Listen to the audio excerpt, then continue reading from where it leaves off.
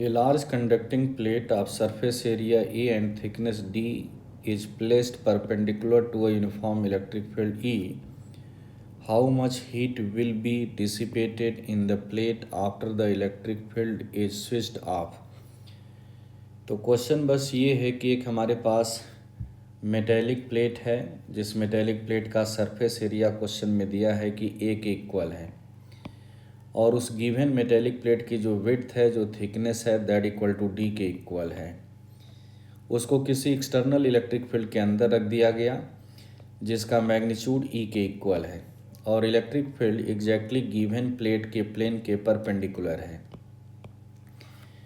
तो जस्ट हमने एज्यूम कर लिया कि यहाँ पर इलेक्ट्रिक फील्ड गिवन प्लेट के लेफ्ट सरफेस पर एंटर हुआ, तो इसका मीनिंग हुआ कि लेफ्ट सरफेस पे चार्ज जो आएगा वो निगेटिव चार्ज आएगा, क्योंकि इलेक्ट्रिक फील्ड लाइंस जस्ट इस गिवन प्लेट के लेफ्ट सरफेस पे टर्मिनेट होगा। By the conservation of charge, जितना चार्ज यहाँ पर इंडक्शन से आया एक तरह से माइनस क्यू, उतना ही एक वहाँ यहाँ पर भी प्लस क्यू चार्ज इंड्यूस होगा, such that net charge on the metallic plate become zero. तो इसका मीनिंग हुआ कि प्लेट के लेफ्ट सरफेस पे पॉजिटिव चार्ज इंड्यूस हुआ होगा, और उस पॉजिटिव से जो इलेक्ट्रिक फील्ड लाइंस इमिट होंगी गिवन प्लेट के परपेंडिकुलर, और फाइनली इन्फिनिटिव की तरफ मूव कर जाएंगी। तो जस्ट उस पिक्चर को मैं 2D में बना दिया। यहाँ पर जस्ट वही हमारा मेटेलिक प्लेट है जिसकी विड्थ है डी के इक्वल। लेफ्ट साइड से इलेक्ट्रिक फील्ड लाइंस एंटर कर रही हैं, इसका मीनिंग हुआ कि लेफ्ट सरफेस पर ये टर्मिनेट होंगी, और लेफ्ट सरफेस पर टर्मिनेट होंगी तो यहाँ चार्ज नेगेटिव इंड्यूस होगा, उतना ही चार्ज यहाँ पर पॉजिटिव आ गया होगा। तो इसका मीनिंग हुआ कि इलेक्ट्रिक फील्ड लाइन इस प्लस से इमिट होकर के इन्फिनिटिव की तरफ मूव कर गई। अभी भी देखा जाए तो ये न्यूट्रल ही है, नेट चार्ज हमारा जीरो के ही इक्वल है, लेकिन जस्ट मेटल है, इसका मीनिंग हुआ कि net electric field inside the metallic plate zero के इक्वल होगा। तो मीन्स यहाँ पर जो एक्सटर्नल इलेक्ट्रिक फील्ड होगा उसी एक्सटर्नल इलेक्ट्रिक फील्ड के मैग्नीट्यूड के इक्वल इंड्यूस्ड इलेक्ट्रिक फील्ड होगा, और उसका डायरेक्शन एक्सटर्नल इलेक्ट्रिक फील्ड के जस्ट अपोजिट होगा, such that net electric field हमारा जीरो हो। तो इसका मीनिंग हुआ कि induced electric field equal to magnitude में एक्सटर्नल इलेक्ट्रिक फील्ड के ही इक्वल होगा। जैसे ही हम लोग इलेक्ट्रिक फील्ड को स्विच ऑफ करेंगे, सिंपल सी बात है, इंड्यूस्ड इलेक्ट्रिक फील्ड भी हमारा यहाँ से फिनिश हो जाएगा। लेकिन due to the induced electric field इस स्पेस में यानी एनर्जी स्टोर्ड है, वही एनर्जी हमारी हीट के फॉर्म में डिसिपेट होगी।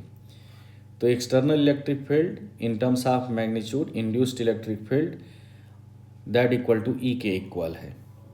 अब अगर हम पूछें कि इस स्पेस में कितना एनर्जी स्टोर्ड है due to the induced electric field, तो हम लोग एनर्जी डेंसिटी का फार्मूला यूज कर लेते हैं, U equal to 1/2 epsilon naught E square into D V, ये फार्मूला है, where D V is the volume है, इंटीग्रेशन कर देंगे। लेकिन यहाँ पर induced electric field in that space constant है, सो ये एनर्जी स्टोर्ड आ गया due to the induced electric field 1/2 epsilon naught E square into A D के इक्वल आ गया, where A into D is the volume of the given plate. क्योंकि इसका area A के इक्वल है, इसकी थिकनेस डी के इक्वल है, क्वेश्चन में मेंशन है, सो गिवन प्लेट का जो वॉल्यूमेट्रिक पार्ट है ए डी के इक्वल है, और इलेक्ट्रिक फील्ड कांस्टेंट है, तो केवल इंटीग्रेशन हमारा डी वी का आएगा। जैसे हम इलेक्ट्रिक फील्ड को स्विच ऑफ करेंगे, एक्सटर्नल इलेक्ट्रिक फील्ड को स्विच ऑफ करेंगे, ये भी हमारा इंड्यूस्ड इलेक्ट्रिक फील्ड यहाँ से जीरो हो गया। इसका मीनिंग हुआ कि इस स्पेस में जो एनर्जी स्टोर्ड थी due to the induced electric field, वो कहाँ गई? तो सिंपल सी बात है, वो हीट में डिसिपेट होगी। सो दैट एनर्जी स्टोर्ड जो हमारे पास ऑलरेडी इंड्यूस्ड इलेक्ट्रिक फील्ड की वजह से है, वहीं हमारी एनर्जी हीट में डिसिपेट होगी। So heat rejected by the system after electric field is switch off that equal to 1/2 epsilon naught E square into A D के इक्वल आ गया, और यही हमारे इस क्वेश्चन का आंसर है।